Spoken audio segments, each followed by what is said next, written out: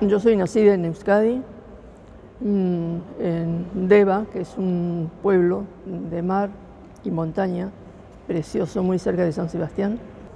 Mi padre pertenecía al Partido Nacionalista Vasco en forma muy comprometida, era alcalde del pueblo, hasta que sobrevino la guerra y ahí se acabó la felicidad de la familia. El 37 él fue detenido después de una cantidad de acciones muy comprometidas. En plena guerra sobrevinieron los bombardeos, él estuvo en el bombardeo de Guernica ayudando a la gente, luego nosotros pasamos a Bilbao, nos tocó ahí el bombardeo de Bilbao hasta el final, él consiguió pasarnos a Francia, pasamos a Francia, ahí quedamos esperándolos y mi padre fue detenido en agosto del 37 y fusilado en Santoña en octubre del 37. Los hermanos de mi madre habían venido a Argentina poco tiempo antes, cuando se inició la guerra, menos el hermano mayor que quedó con nosotros hasta el final, en que decidimos que no había otra opción más que salir, porque ya empezaba la invasión nazi sobre Francia también, así que así llegamos a la Argentina. Yo tenía 7 años y bueno, el cambio fue tremendo, el desconcierto fue tremendo. Esos primeros años fueron muy difíciles, desconocimiento de la lengua en Argentina, la inserción en las escuelas aquí con una dificultad de lenguaje. Solamente hablábamos el euskera, por supuesto, y el francés, donde iniciamos el jardín de infantes en Francia. Lo que fue muy doloroso, la ausencia de mi padre, sin conocer las causas de esa ausencia de mi padre. Mi madre no tenía palabras para explicarnos cuál era el motivo por el cual no estaba nuestro padre.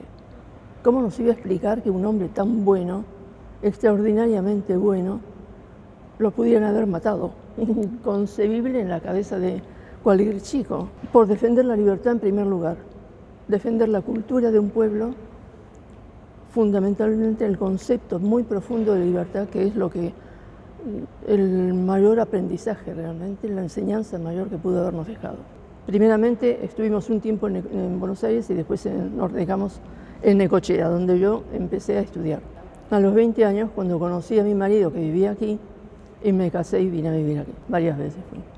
Siempre volví a mi casa. Y después, por supuesto, de la caída de Franco, ¿no? Porque hasta entonces, tanto mi madre como los hermanos de mi madre que habían viajado allí, podían llegar solamente hasta la frontera, hasta la caída de Franco, ¿no?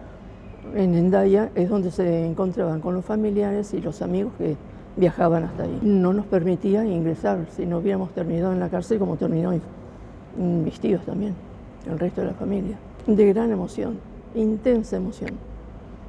Estuve 3 meses entonces, viví intensamente. Me tocó además una etapa políticamente muy interesante, que fue cuando se empezó a elaborar el Estatuto de Gobierno y conocí así al primer Lehendakari o primer presidente del gobierno vasco después de la normalización.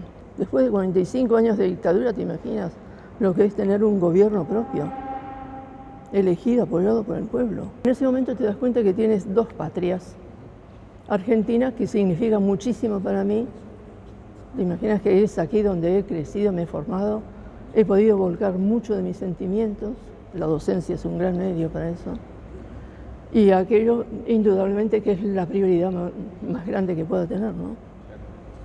Pero la Argentina tiene un peso fuerte para mí y he luchado por Argentina, te aseguro, como no lo han hecho muchos argentinos. No, lo que me queda es una pena enorme de no haber disfrutado de ese hombre maravilloso que fue mi padre. Y eso no se los perdoné nunca, ni lo voy a perdonar, indudable. No, esas heridas quedan y están muy profundas. Eso no se repara, no es fácil repararlo. Aquí formé mi familia, mi marido, mis hijos, mi familia, sí, mis nietos. Se vuelve a ser feliz, se vuelve a ser feliz.